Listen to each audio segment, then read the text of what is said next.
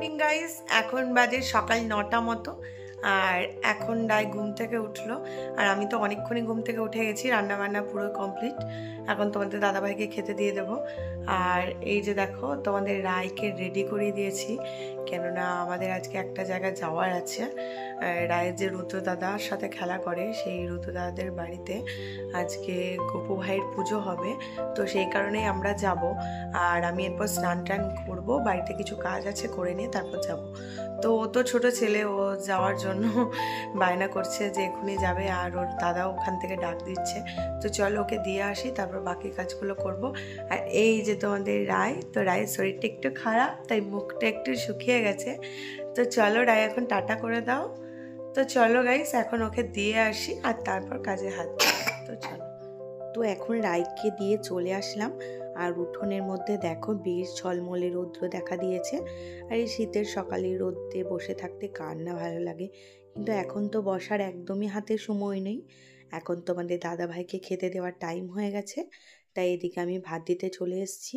আর দেখো এদিকে ভাতটাও বেড়ে নিচ্ছি। আর আজকে রান্না করেছিলাম বেগুন ভাজা, আলু ভাজা, ভেজ ডাল আর খয়রা মাছের ঝাল।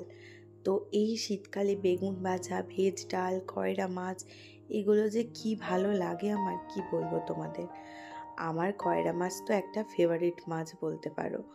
তো এই মাছটা মা বাড়ি থেকে ভেজে পাঠিয়ে দিয়েছিল, আর আমি ধনেপাতা সর্ষে পোস্ত দিয়ে ঝাল করেছি। তো আমার এই গোটা শীতকালটা আমাকে যদি খয়রা মাছ দেওয়া হয়, তো আমি একটা মাছই সারা শীতকাল খেয়ে যাব। আমার ভীষণই ভালো লাগে।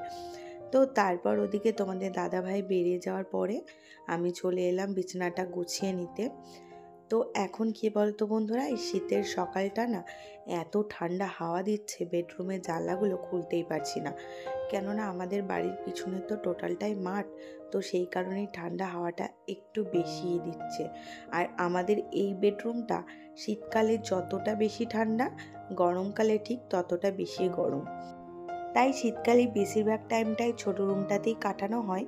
ওই রুমটাতে বেশ রোদ চলে আসে, আর রাতের দিকে ঘুমানোর টাইমে এই রুমটাতেই ঘুমানো হয়।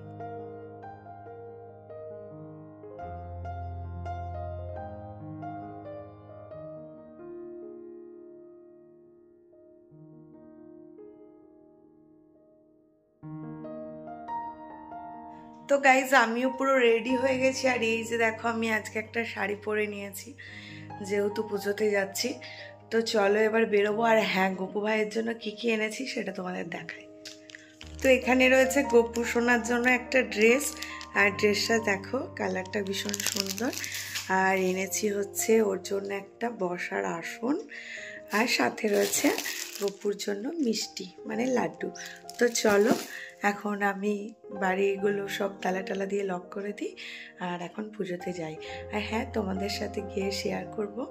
তো চলো। তো এই যে এখন বেরিয়ে পড়লাম। আর এই যে দেখো আমার বাড়ির গেট, আর জাস্ট পাশের বাড়ির কাকিমাদের বাড়ি এই পুজোটা হচ্ছিল, এই যে এই বাড়িটা। তো চলো যাওয়া যাক। আর এই যে সামনের রুমটাতেই পুজো হচ্ছে, তোমাদের সাথে একটু শেয়ার করি। জয় জয় ভগবান কৃষ্ণায় গোপীজন বল্লভায় রাধে কৃষ্ণ গোপালায় নমো নমঃ। জয় জয় কৃষ্ণায় গোপীজন বল্লভায় রাধে কৃষ্ণ গোপালায় নমো নমঃ। রাধে কৃষ্ণ গোপালায় নমো নমঃ। রাধে কৃষ্ণ গোপালায় নমঃ। ওম ক্লীং কৃষ্ণায় গোপীজন বল্লভায় রাধে। জয় শ্রী গোপাল পরিধান বস্ত্র দানায় নমো নমঃ। জয় জয় শ্রী গোপাল পরিধান বস্ত্র দানায় নমো নমঃ। জয় জয় শ্রী গোপাল পরিধান বস্ত্র দানায় নমো নমঃ। কি নাম? ঠাকুরের নামে। জয় জয় ভগবান গোপাল চরণে সমর্পিত মস্তু। জয় জয় ভগবান গোপাল চরণে সমর্পিত মস্তু। বনে তস্मै সুমিষ্টান্ন দানায় নমো নমঃ। এতে গন্ধা পুষ্পে ভূমি তস্मै সুমিষ্টান্ন দানায় নমঃ। অধিপতি দেবায় বিষ্ণবে নারায়ণায় নমঃ। এতৎ সম্প্রদানায় জয় জয় শ্রী গোপাল চরণে নিবেদয়ামি। জয় জয় শ্রী গোপাল চরণে নিবেদয়ামি। যজবান সপরিবারায় মনোবাসনা মনস্কামনা পুণ্যকরণার্থে গোপাল চরণে নিবেদয়ামি, গোপাল চরণে নিবেদয়ামি। তো তারপর দেখো পুজোর মোটামুটি শেষ। এখন এই যে হোম হচ্ছে আর এই যে ভোগ হচ্ছে আর কি। তো পুজোটা বসেছিল সকাল 10টার দিকে আর শেষ হলো মোটামুটি 2-3টের দিকে শেষ হলো, মানে অনেকটা টাইম লেগে গেছিলো এই পুজোটাতে। তো কাকিমাদের বাড়িই ছিলাম সারাদিন, ওখানেই খাওয়া দাওয়া করেছিলাম সবাই মিলে মানে তোমাদের রায় আর আমি, আর তোমাদের দাদাভাই তো ছিল না। তো কাকিমা তোমাদের দাদাভাইয়ের জন্য খাবারও পাঠিয়ে দিয়েছিল। তো এদিকে দেখো এখন এই সন্ধ্যা হব প্রায় 6টা মতো বাজে। তো এখন আমি এই যে তোমাদের দাদাভাই মাছের যে গ্রসারিটা সেটা তুলে নিয়ে এসছে, আর সেটাই আমি এখন ঠিকঠাক করে ব্যবস্থা করে রেখে দেবো আর কি। আর এই যে দেখো আমি আগে থেকেই দেখে নিয়েছিলাম যে আমার অলরেডি কি কি রয়েছে, তো সেই মতোই আমি ফর্দ করে দিয়েছিলাম আর সেই ফর্দ দেখেই তোমাদের দাদাভাই নিয়ে এসছে। তো আমি প্রত্যেকবারই করি, যখন আমাদের মাছের গ্রসারি তুলতে যায় তো তখন আমি আগে চেক করে নিই যে আমার ঘরে কি কি রয়েছে আর কি কি নেই, তো সেই মতোই আমি লিস্ট করি। আর যে জিনিসটা দেখি খুব একটা শেষ হয় না, কেউ খেতে চায় না, তো সেই জিনিসটা অল্প করি আনার চেষ্টা করি, খুব একটা বেশি করে আনি না। তো এই জিনিসগুলো আমরা কিন্তু প্রত্যেক মাসে এইভাবে একটু ম্যানেজ করে যদি জিনিসগুলো নিয়ে আসি তাহলে কিন্তু আমাদের কোনো জিনিসই এক্সট্রা হয় না।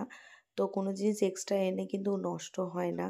তো নষ্ট হয়ে গেলে সত্যিই ভীষণ গায়ে লাগে, পয়সা দিয়ে জিনিস কিনে যদি সেটা পোকা ধরে যায় ফেলে দিতে হয় তাহলে ভীষণই মায়া লাগে। তো সেই মতোই আমি হিসাব করেই এই গ্রসারিগুলো তুলি প্রত্যেক মাসে।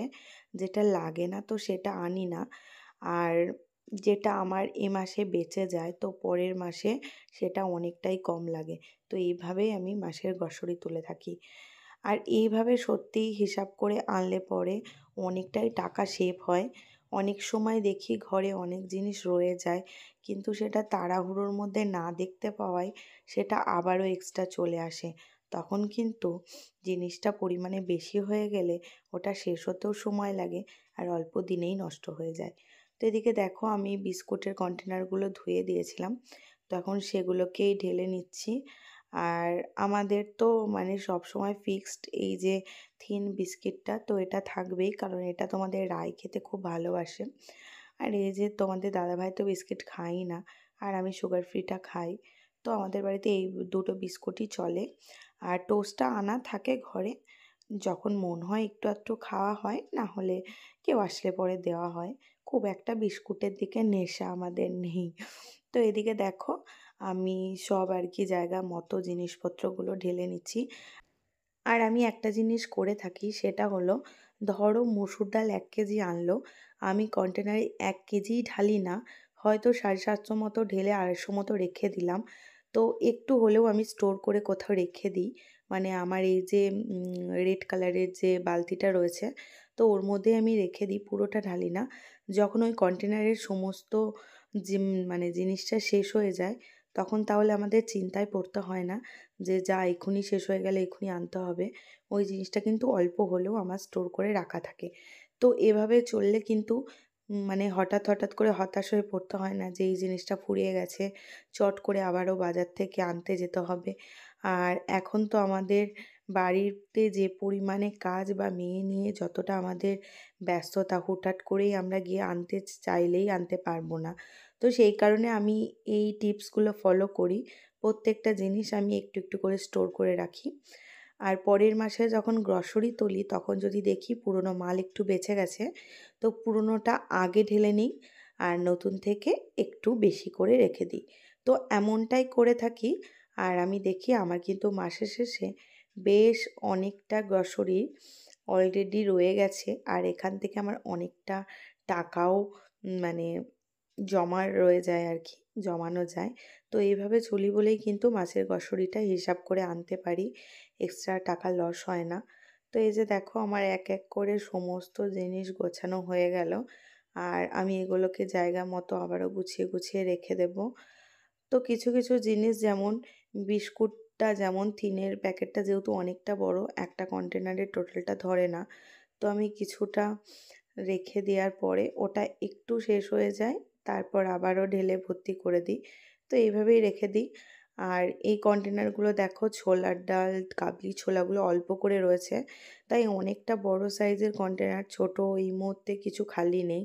তো সেই জন্য ওটা ওর মধ্যেই একটু একটু করে রেখে দিয়েছি, কারণ সামনেই 1-2 দিনের মধ্যে ওগুলো ইউজ করে ফেলবো, তাই একটার মধ্যে একটু একটু করে ওর মধ্যেই রেখে দিলাম।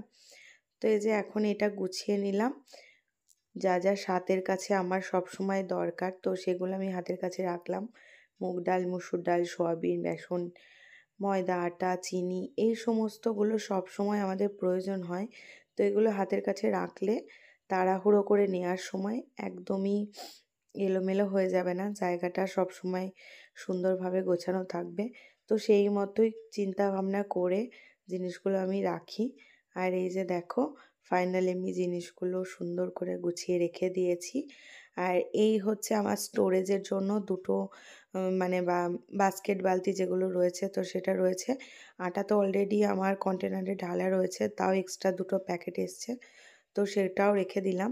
আর তোমাদের এতক্ষণ যেটা বলছিলাম যে আমি অল্প অল্প করে জিনিস স্টোর করে রেখে দিই, তো সেই হচ্ছে এই বালতিটা। তো এটার মধ্যে আমার জিনিস স্টোর করা থাকে।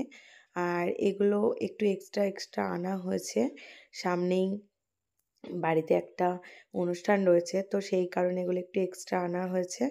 তো সেগুলোই আমি এখন এখানে স্টোর করে রাখছি। তো চলো, আমার এই টিপসগুলো কেমন লাগলো অবশ্যই তোমরা কমেন্ট করে জানিও কিন্তু। আর এই যে দেখো এখন আমার যে মশলার গুঁড়ো মশলার যে প্যাকেটগুলো, এগুলো এভাবেই রেখে দিই। আর মানে রেগুলার রান্নার জন্য ছোট ছোট কন্টেনারে আমরা যেভাবে মশলা ঢেলে থাকি, তো ওইভাবে ইউজ করি।